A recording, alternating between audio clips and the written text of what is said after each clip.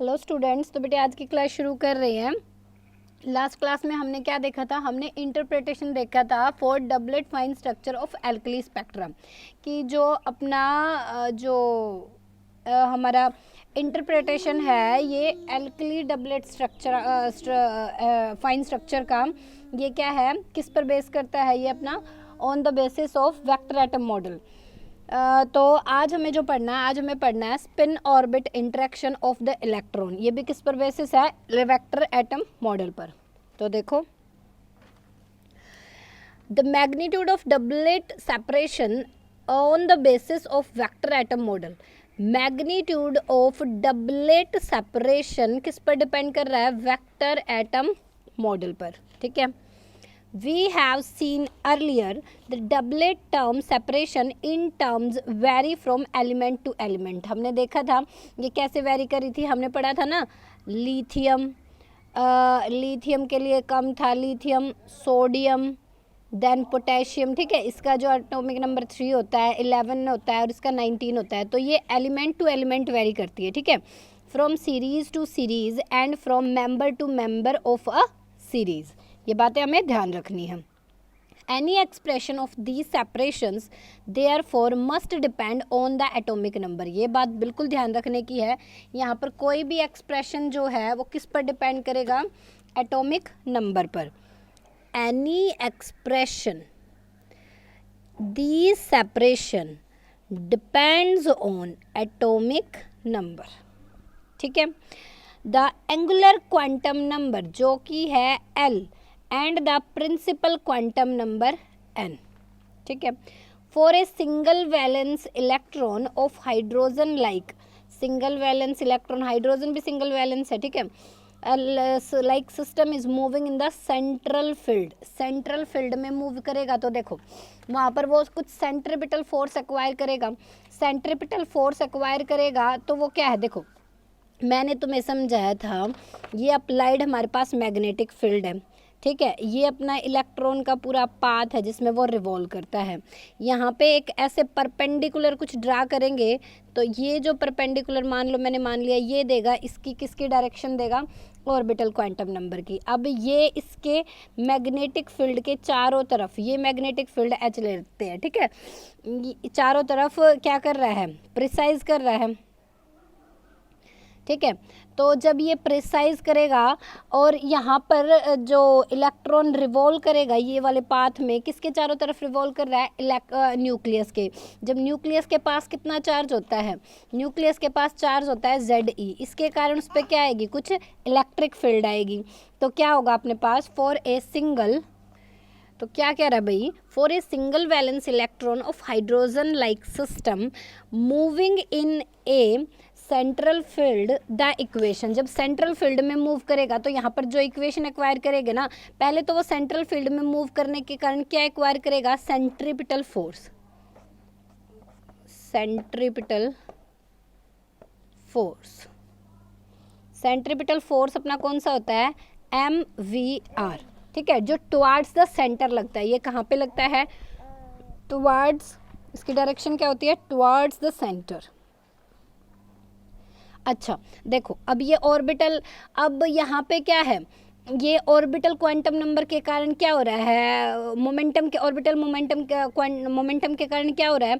यहाँ पे ये जो इलेक्ट्रॉन है वो प्रिसाइज कर रहा है इस सर्कुलर पाथ में। सर्कुलर पाथ में प्रिसाइज करने के कारण वहाँ पे क्या आएगी? सेंट्रीपिटल फोर्स एक्वायर होगा। ठीक है, तो क्या हो जाएगी equation? MVR is equal to L star H cut. ठीक है, ये प्लैंक्स कांस्टेंट है अपने पास। H कट की वैल्यू H अपॉन में 2 पाई होती है। ठीक है भाई, अब देखो MVR, L स्टार किसके इक्वल है? Under the root L into L plus 1। ठीक है, अब ये यहाँ पे क्या है? M क्या है? मास ऑफ इलेक्ट्रॉन, मास, ये वेयर बता सकते हो, मास ऑफ इलेक्ट्रॉन। ठीक है, V क्या है? जिस वेलोसिटी से वो मूव करेगा, वेलोसिटी ऑफ इलेक्ट्रॉन। ठीक है, R क्या है? ये है रेडियस वेक्टर, जिस भी एरिया वेक्टर में हम इस सारे प्रोसेस को काउंट कर रहे हैं। ठीक है, ये क्या है अपने पास, रेडियस वेक्टर।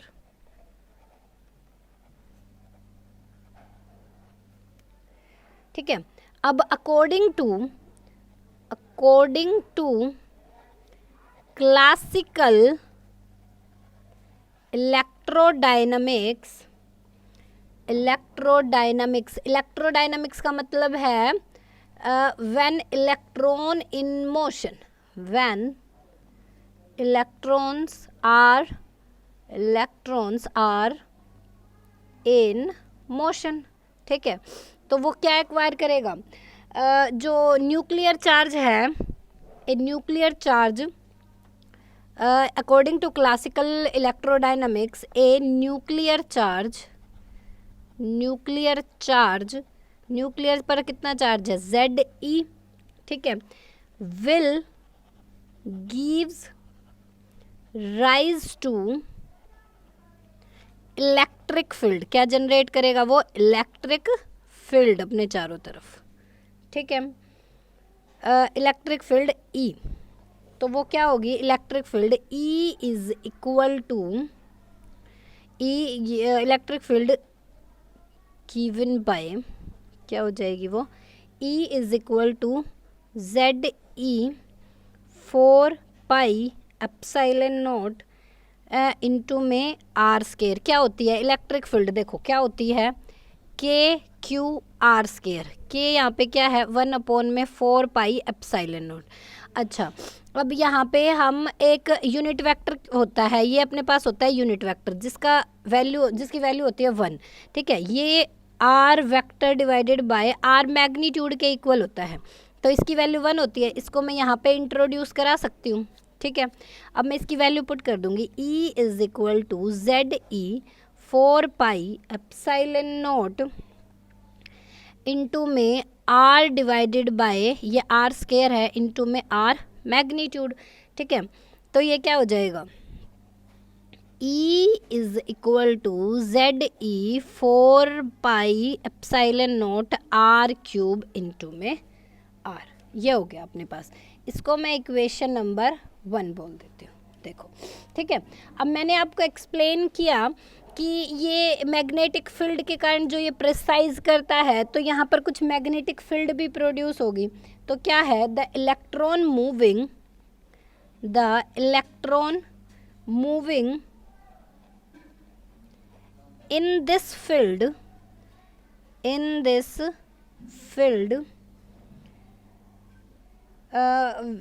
experience क्या करेगा, in this field experiences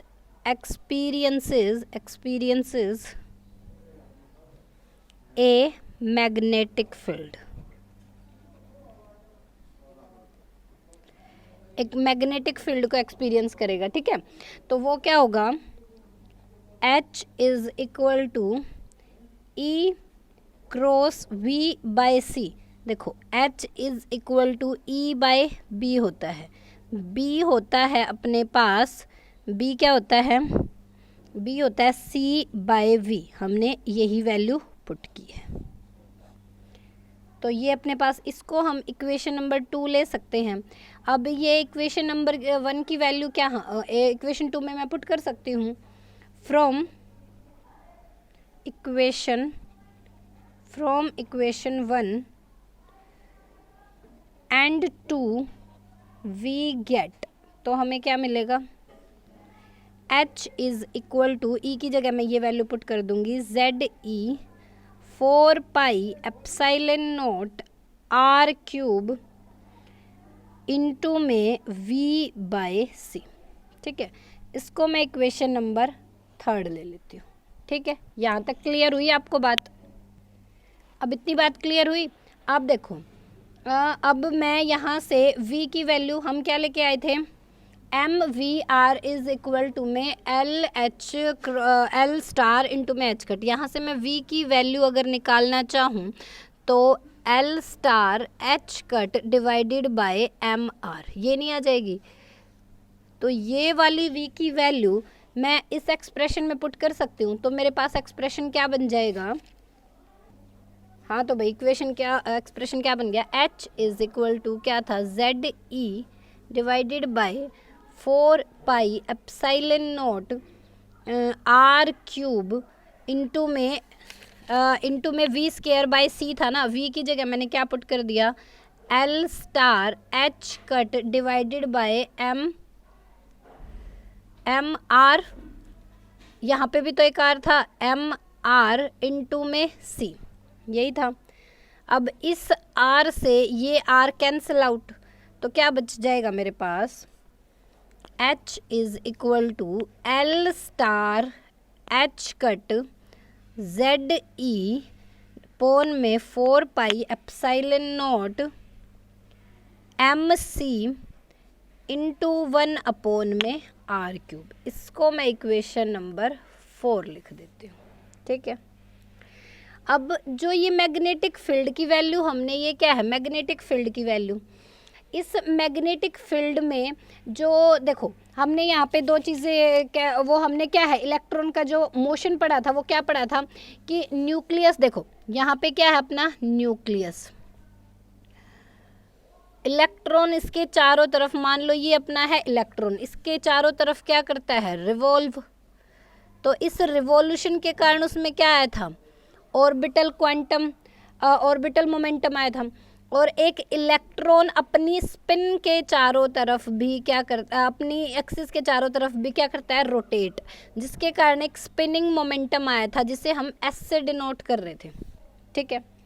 तो in this magnetic field the spinning electron undergoes a Larmor precession, ये हमें पढ़ के आए थे। ये हमारा क्या है, ये जो ऐसे प्रिसाइज कर रहा है, मैंने क्या बताया था यहाँ पे, लट्टू का एग्जाम्पल लिया था ना, हम लट्टू को ऐसे घुमाते हैं और वो रुकने से पहले ऐसे थोड़ा सा प्रिसाइज करता है, वो किस टाइप का प्रोसेशन होता है, लार्मर प्रोसेशन, ठीक है। तो ये लार्मर प्रोसेशन करेगा अराउंड दिस फील्ड डायरेक्शन, यहाँ पे ये अपनी मैग्नेटिक फील्ड इस फील्ड के डायरेक्शन ही क्या कर रहा है, लार्मर प्रोसेशन। तो जो angular velocity of this precession वो क्या हो जाएगी, एंगुलर वेलोसिटी,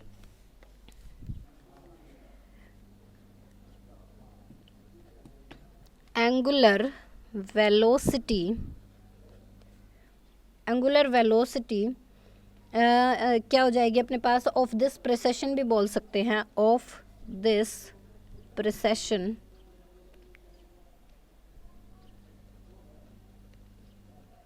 क्या हो जाएगी अपने पास, एंगुलर वेलोसिटी को मैं ओमेगा एल से डिनोट कर देती हूँ, ओमेगा एल से, क्योंकि ये एल के कारण प्रिसाइज करने के कारण है, ठीक है। तो ये क्या हो जाएगी, H इंटू में म्यू भी हो जाएगी। तो ये क्या, म्यू बी की वैल्यू हम पढ़ के आए थे 2E डिवाइडेड बाय 2MC, 2 से 2 अपना कैंसिल हो जाएगा, तो ये आ जाएगी HE बाय MC। तो ओमेगा एल अपना कितना आ गया भाई, H की वैल्यू अभी हम निकाल के, ये H की वैल्यू मैं यहाँ से पुट कर दूँ, L star H cut ZE, तो क्या हो जाएगा 4 pi epsilon naught M C into में 1 अपॉन में आर क्यूब इंटू में क्या आ जाएगा, चाहे अभी है ना इसको आगे एडजस्ट कर लेंगे, अभी इसको कट मत करो 2 को, 2E बाई 2MC ये रखते हैं, ठीक है। इसको इक्वेशन नंबर 5 बोल देती हूँ मैं, ठीक है। अब ये हमारे पास क्या है, जहाँ पर ये जो टर्म है ना अपने पास, ये वाली टर्म, इसे क्या बोलते हैं, गायरो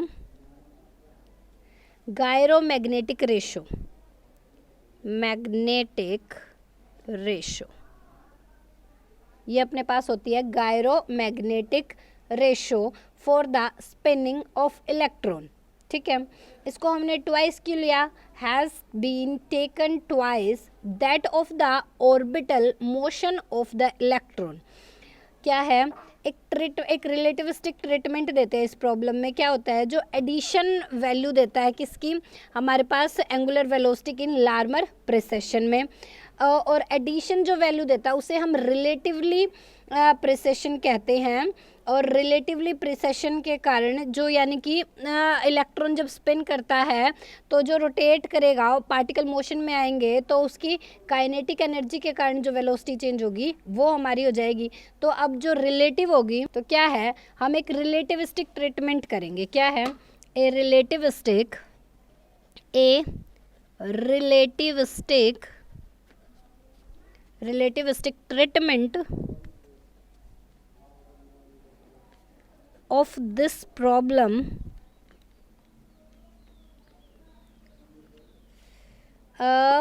क्या है to the Larmor an addition of this problem is that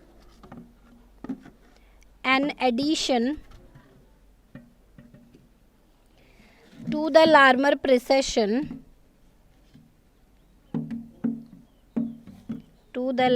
precessions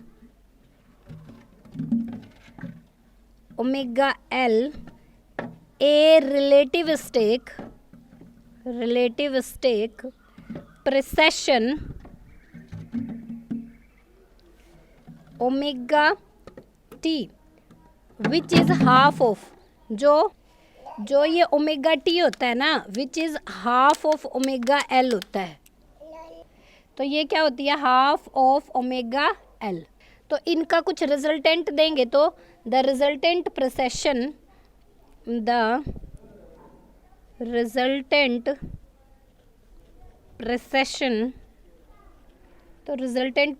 क्या हो जाएगा इज गिवन बाय इनका रिजल्टेंट मान लिया कुछ डैश है, वो हो जाएगा omega L plus omega T. जैसे रिजल्टेंट लेते थे ना हम, दो वेक्टर थे हमारे पास ए प्लस बी, उनका रिजल्टेंट क्या आता था आर, तो वैसे इनका रिजल्टेंट हमने क्या मान लिया omega dash omega L plus omega T. तो क्या हो जाएगी ये इक्वेशन अब is omega dash is equal to L star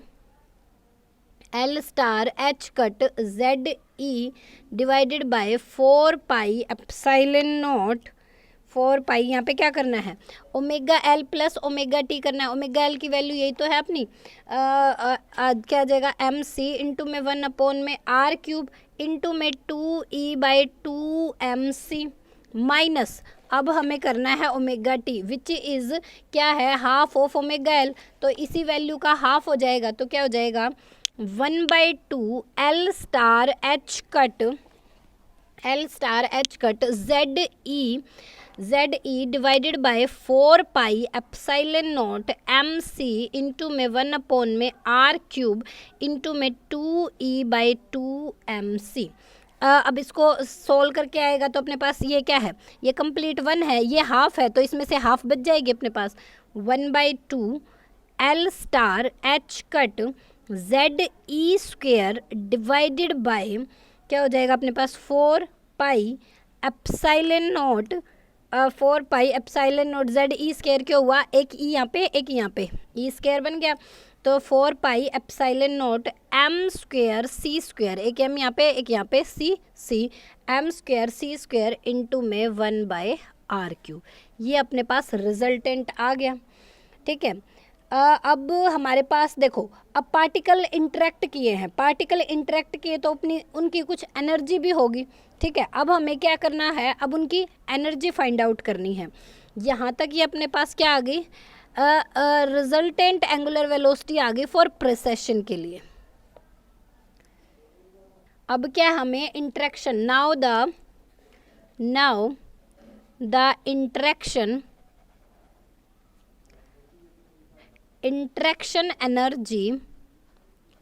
interaction energy find out करनी है, तो वो क्या होगी, एक तो ओमेगा डैश की वजह से होगी और एक हमारी जो स्पिनिंग जो मोमेंटम है उसके कारण जो एनर्जी प्रोड्यूस की है पार्टिकल्स ने, उन दोनों के कारण होगी। तो अपने पास डेल्टा ऑफ ई एल और S is equal to omega dash multiply S star आ जाएगा एच कट इंटू में cos of L star S star, ठीक है।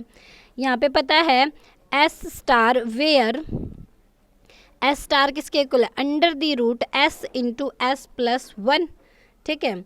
और ये जो है अपने पास एल स्टार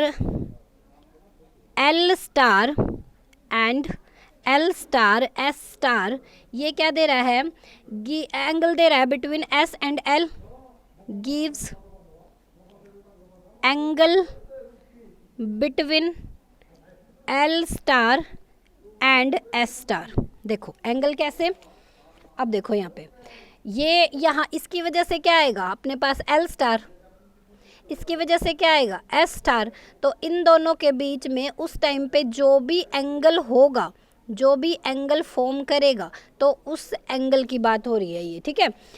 तो अपने पास क्या हो जाएगा, gives the angle between L star and S star, ठीक है। तो अब ये जो इक्वेशन है, इक्वेशन 5 तक हो गए थे, इसको मैं इक्वेशन 6 बोल देती हूँ। ये मेरे पास हो जाएगी इक्वेशन नंबर 7, ठीक है। अब हमारे पास आ गया, अब ये जो इक्वेशन 7 है ये क्या बन जाएगी, यहाँ पर मैं इसकी वैल्यू पुट कर सकती हूँ। Equation from equation 6 and 7 we get, हमें क्या मिलता है, delta of E L S is equal to Z E square divided by 2m c square m square c square, ठीक है, multiply 4 pi epsilon naught h cut square 1 by r cube,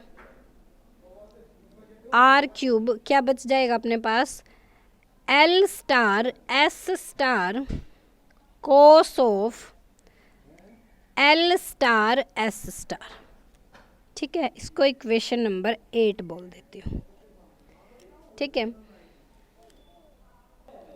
अब देखो जो electron to nuclear distance है वो हमने मान लिया, चलो r है, ये जो r अपना है ये न्यूक्लियर डिस्टेंस है। वो जो फंक्शन है वो किस किस का है, z का है, n का है, l का है, और जो बार बार कंटिन्यूसली चेंज हो रहे हैं। कंटिन्यूसली क्यों चेंज हो रहे हैं, यहाँ पे मोशन इनका बार बार इलेक्ट्रॉन का चेंज हो रहा है, तो बार बार कंटिन्यूसली क्या होंगे, चेंज होंगे, ठीक है, जो एक अनदर स्टेट देते जाएंगे, ठीक है। तो यहाँ पे क्या है, energy interaction energy small compare to the total energy of the electron motion is average, मतलब यहाँ पे हमें एवरेज एनर्जी फाइंड आउट करनी पड़ेगी। तो एवरेज एनर्जी ऑफ दिस कैसे कैलकुलेट करेंगे, यहाँ पे ये हम परटर्बेशन थ्योरी से कैलकुलेट करेंगे, ठीक है।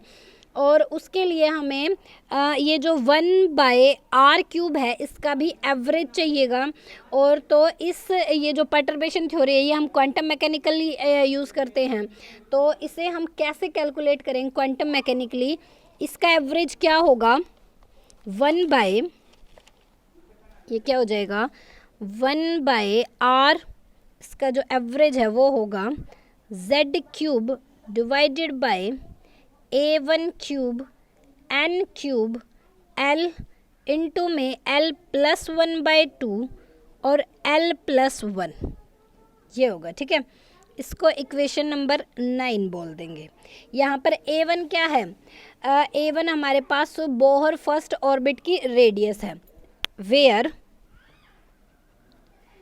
a1 is equal to first Bohr orbit, या फिर रेडियस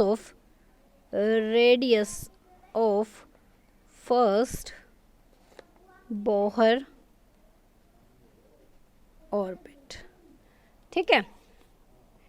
अब देखो, अब हमें ये एंगल फाइंड आउट करना है, ये वाला, कि ये एंगल कैसे फाइंड आउट करेंगे। तो इसके लिए हम यहाँ पर ये जो इसका प्रोसेशनल मोशन है ना, इसको काउंट करके चलेंगे कि calculating the precessional frequency of S star around the field produce by the orbital motion of L star, ठीक है, वाज फिक्स्ड इन स्पेस में फिक्स्ड है अपने पास, ठीक है। तो क्या था अपने पास, ये मान लो मेरे पास जे स्टार है, ऑर्बिटल जो हमारा वेक्टर एटम मॉडल था उसमें क्या था, J is equal to L plus में एस, ठीक है। तो ये मान लिया हमारा जे स्टार है, और यहाँ पे ये कुछ इससे परपेंडिकुलर ड्रा कर रहे हैं, और इसका जो प्रोसेशन आ रहा है वो कुछ इस टाइप का है। यहाँ पे अपना इलेक्ट्रॉन मान लो कुछ इतना स्पिन करेगा, तो इसके कारण जो प्रोसेशन बनेगा वो मेरा ये बनेगा, ठीक है, ये वाला। तो अब ये है मेरा L स्टार, ये है मेरा S स्टार, ठीक है। और ये स्पिन मोशन है इलेक्ट्रॉन का, और ये उसका प्रिसेशन का जो ऑर्बिटल के कारण जो मोशन है, ठीक है। तो इनको ये हो जाएगा, अब इसको मैच करेंगे इससे, इसको मैच करेंगे इससे, और ये तो हमने ये वाला मोशन, ठीक है। ये हमारा जो मोशन हो रहा है, अब यहाँ पे देखो, अब ये जो प्रिसेशन हो रहा है ना, ये किसके इक्वल है, ये ऑर्डिनरी प्रिसेशन के इक्वल है, ठीक है। तो हमारे यहाँ पे क्या है, in field free space both orbit and spin angular momenta जो कि L स्टार और S स्टार हैं, वो क्या है, will precess around their J, ठीक है। L स्टार और L स्टार किसके अराउंड प्रिसेस कर रहे हैं, J के अराउंड। जैसे हमारे लार्मर प्रिसेशन में क्या है, इलेक्ट्रॉन किसके अराउंड प्रिसेस कर रहा था, मैग्नेटिक फील्ड के। By the law of conservation of angular momentum क्या हो जाएगा, ये जो अपने पास J है इन दोनों के सम के इक्वल हो जाएगा। तो जो एंगल आएगा बिटवीन L एंड S वो क्या हो जाएगा, इनवेरिएंट होगा।